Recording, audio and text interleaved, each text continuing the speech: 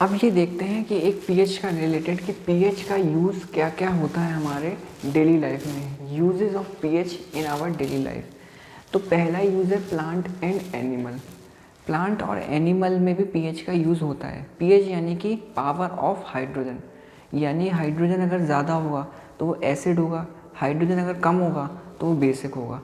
तो प्लांट और एनिमल में किस तरह से यूज़ होता है, होता क्या है कि जब प्लांट्स पे एसिड ज़्यादा गिर जाएगा या एनिमल पे एसिड ज़्यादा गिर जाएगा तो वो सब्सटेंस क्या होगा, धीरे धीरे कोरोड होना चालू हो जाएगा, कोरोड।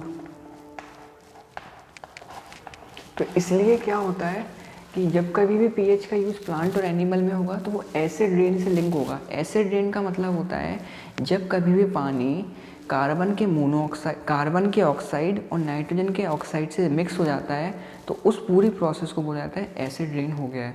और जब एसिड रेन किसी ऑब्जेक्ट पे गिरेगा तो वो सब्सटेंस को कोरोड करने की कोशिश करेगा। तो वो चाहे आपका प्लांट हो चाहे एनिमल, तो वहाँ पे भी देखने को मिलेगा हमें पीएच का यूज़। होता क्या है कि पीएच जो होता है जो आपके 7 से कम होता है, 7 से जो कम होगा वो ज़्यादातर क्या होगा, नुकसानदायक होने की संभावना रहती है उसकी। दूसरा क्या, सॉइल।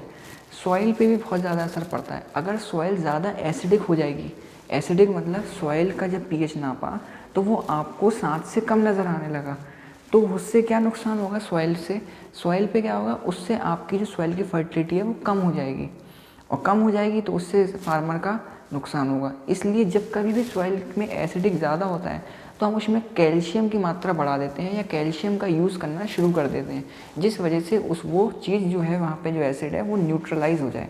क्योंकि कैल्शियम एक तरह का क्या है, बेसिक है। एसिड जब बेस रिएक्ट करेगा तो वो सॉल्ट बना देगा या न्यूट्रलाइज कर देगा।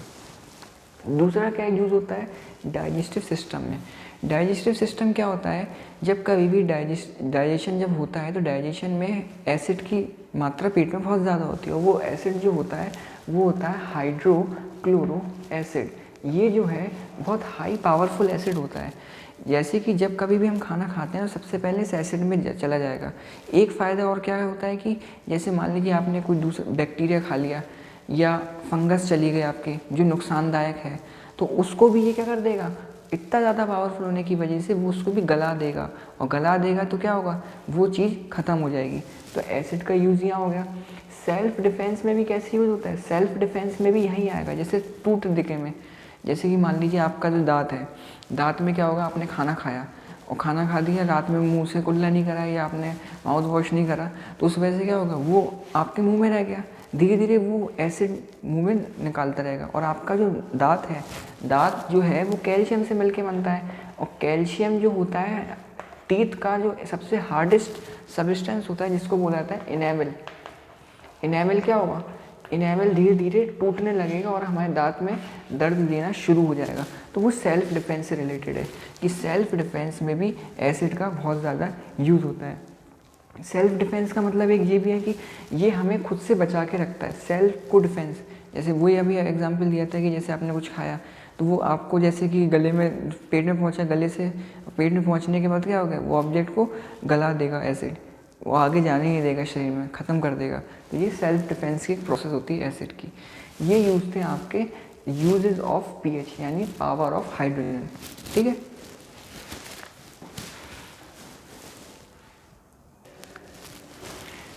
अब ये देखते हैं कि हमारे नेचर में बहुत सारे ऑब्जेक्ट होते हैं या नेचर में बहुत सारे फूड्स होते हैं, उनमें क्या होते हैं कि एसिड होते ही हैं। जैसे विनेगर, विनेगर में आपका होता है इथेनॉइक एसिड यानी C2H5OH, C2H5OH।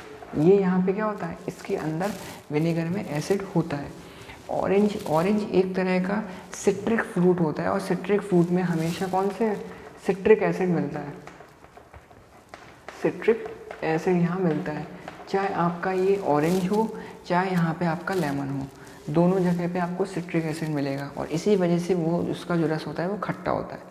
खास बात क्या होती है कि नींबू पानी जो होता है, नींबू पानी क्यों फ़ायदेमंद करता है, नींबू में तो एसिड होता है, लेकिन जब नींबू पानी हम बनाते हैं तो उसमें क्या होगा, उसमें आप नमक भी डालोगे तो वो न्यूट्रल कर देगा दोनों को, और जब आप न्यूट्रल चीज़ आप सॉल्ट जाएगी पेट में तो वो एसिड को शांत करेगा। इसलिए गर्मी में नींबू पानी पीना चाहिए। अकेला नींबू डाल के पियोगे तो वो एसिड है ना, वो तो एसिडिटी और ज़्यादा क्रिएट कर देगा, लेकिन उसमें जब नमक डाल दोगे तो वो न्यूट्रल हो जाएगा, तब जब आप पियोगे तो गर्मी में आपको फ़ायदा पहुँचाएगा। टेमरिंड मतलब इमली, इमली में कौन सा एसिड होता है? टेमरिक एसिड होता है, टेमरिक एसिड, ठीक है। टोमेटो में कौन सा होता है? टोमेटो में ऑक्जेलिक होता है, oxalic acid. Oxalic acid tomato में भी कहाँ होता है? जो आपके टमाटर होते हैं, टमाटर में जो सफ़ेद कलर के जो होते हैं उसके अंदर ये आपको मिलता है ऑक्जेलिक एसिड। उसके अंदर सफ़ेद कलर का होता है, वो कैल्शियम से मिलके बनता है। वो धीरे धीरे क्या होता है, जब हम ज़्यादा वो भी साथ में खाते हैं तो वो किडनी में जाके स्टोर होता जाता है और वो किडनी स्टोन फॉर्म करने में मदद करता है। तो टमाटो में ऑक्जेलिक एसिड। कर्ड मतलब दही, दही में कौन सा होता है? लैक्टिक एसिड होगा। लैक्टिक एसिड ही क्यों होता है यहाँ पे? क्योंकि दूध में एक लैक्टोज नाम की शुगर होती है, दूध में लैक्टोज नाम की शुगर होती है, उसी से रिलेटेड है लैक्टिक एसिड। और आंट स्टिंग, आंट स्टिंग में होता है मीथेनॉइक एसिड, मीथेनॉइक एसिड यानी कि CH5, यहाँ पे CH3COOH ये आपका होता है।